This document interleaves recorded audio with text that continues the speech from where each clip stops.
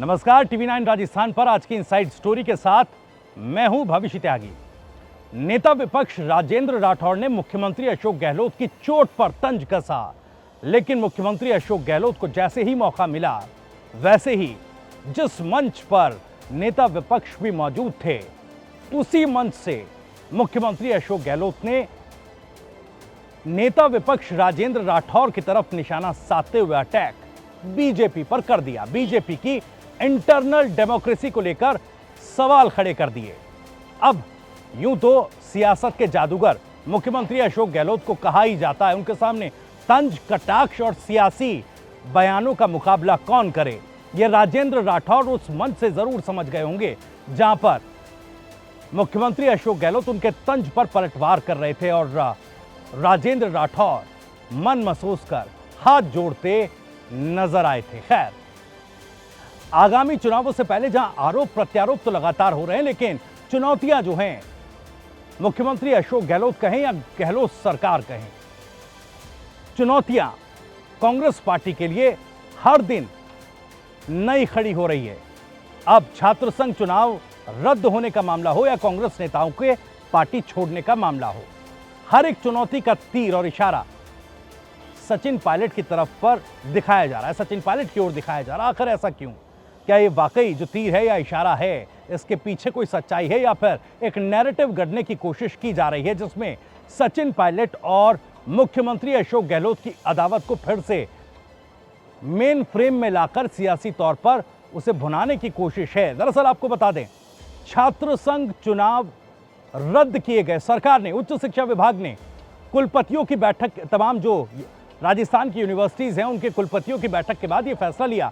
हालांकि सरकार के इस फैसले के बाद छात्र जो हैं, स्टूडेंट्स जो हैं, वो भड़के हुए हैं, विरोध प्रदर्शन कर रहे हैं, सड़कों पर हैं। लेकिन सरकार कह रही है, देखिए, नई शिक्षा नीति लागू करने का जो क्रियान्वयन है, छात्र संघ चुनाव अगर अभी कराए जाते हैं तो ये छात्र संघ चुनाव उस क्रियान्वयन को प्रभावित कर सकते हैं। साथ ही साथ ये भी कहा गया कि लिंग 2 कमेटी की सिफारिशें, रिकमेंडेशंस फॉलो नहीं छात्र संघ चुनाव में हो रही है, इसलिए इसको रद्द किया जा रहा है। मसलन धनबल और बाहुबल का प्रयोग जिस तरीके से छात्र संघ चुनाव में होता है, उसको कंट्रोल करने के लिए इन चुनावों को रद्द करने की बात सरकार और विभाग की तरफ से कही गई है। लेकिन सियासी तौर पर बीजेपी की तरफ से कुछ इस तरह के तर्क भी दिए जा रहे हैं कि चूंकि बीते चुनाव में एनएसयूआई ने कुछ अच्छा प्रदर्शन नहीं किया और छात्र राजनीति में बड़े पदों पर एनएसयूआई, जो कि कांग्रेस का ही छात्र संगठन है, उसके लोग नहीं हैं, इस वजह से डर है कांग्रेस पार्टी को कि छात्र संघ चुनाव में भी कहीं पलड़ा उलट न जाए और इसका सीधा असर जो है विधानसभा चुनाव पर ना पड़े। बीजेपी की तरफ से यह बात भी कही जा रही है कि अशोक गहलोत या मुख्यमंत्री अशोक गहलोत को इस बात का डर है कि जो छात्र नेता हैं, मुख्यमंत्री अशोक गहलोत इस बात से डरते हैं कि कहीं अगर चुनाव करा दिया गया तो सचिन पायलट खेमे के जो छात्र नेता हैं, कहीं वो पदों पर बैठ न जाए। दूसरी तरफ कांग्रेस पार्टी छोड़ रहे नेताओं में भी गुर्जर समुदाय के कई ऐसे नेता हैं, मैं आपको नाम भी जरा गिनवा दूं। दरअसल पूर्व विधायक हैं मोतीलाल खरेरा, अनीता कटारा, गोपीचंद गुर्जर और रिटायर्ड जज किशनलाल गुर्जर, और ऐसे तमाम नेता हैं जिनके आधार पर यह कहा जा रहा है कि गुर्जर कम्युनिटी भी इस सरकार से नाराज है। इसके केंद्र बिंदु में भी सचिन पायलट को रखने की कोशिश की जा रही है और ये नैरेटिव गढ़ने की कोशिश की जा रही है। देखिए, एक जो अदावत कांग्रेस पार्टी के भीतर से चली आ रही थी, उसी की वजह से कांग्रेस अब एक डूबता जहाज बन चुका है और सब कांग्रेस पार्टी को छोड़ते नजर आ रहे हैं। इसमें इसका केंद्र बिंदु पायलट और गहलोत की अदावत को बनाने की कोशिश की जा रही है, जो कि अभी पार्टी में पूरी तरह से शांत नजर आ रहा है। लेकिन चुनौतियां जाहिर तौर पर मुख्यमंत्री अशोक गहलोत और गहलोत सरकार के लिए यह स्थिति बनाती नजर आ रही। कई और भी चुनौतियां हैं।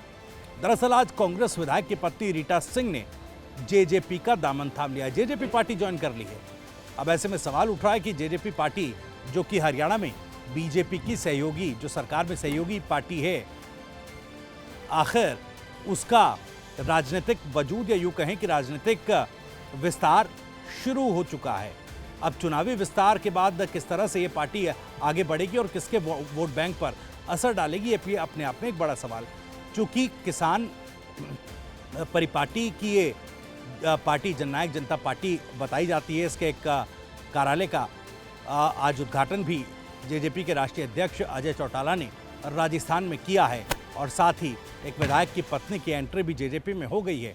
अब जैसे मैंने पहले कहा, किसान परिपाटी की ये पॉलिटिकल पार्टी बताई जाती है, तो ऐसे में हनुमान बेनीवाल उनकी सियासत को लेकर भी सवाल उठ रहे हैं और किसान वोट बैंक पर, जिस पर सबकी नजरें टिकी हुई हैं, जाट वोट बैंक और किसान वोट बैंक, ये कैसे जेजेपी अपनी एंट्री से इस वोट बैंक को साधेगी और इसका नुकसान किसे करेगी।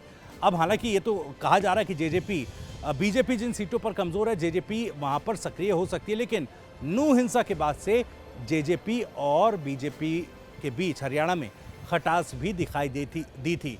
तो अब जेजेपी राजस्थान में किस तरह से चुनावी असर डालेगी, ये भी अपने आप में एक बड़ा सवाल। क्या कांग्रेस पार्टी को नुकसान पहुंचाएगी या बीजेपी को कमजोर करने का काम करेगी। हालांकि अभी दोनों के बीच खटास की कोई औपचारिक खबर नहीं है, लेकिन नूह हिंसा पर बयानबाजी से इस बात के कयास जरूर लगाए जाते हैं।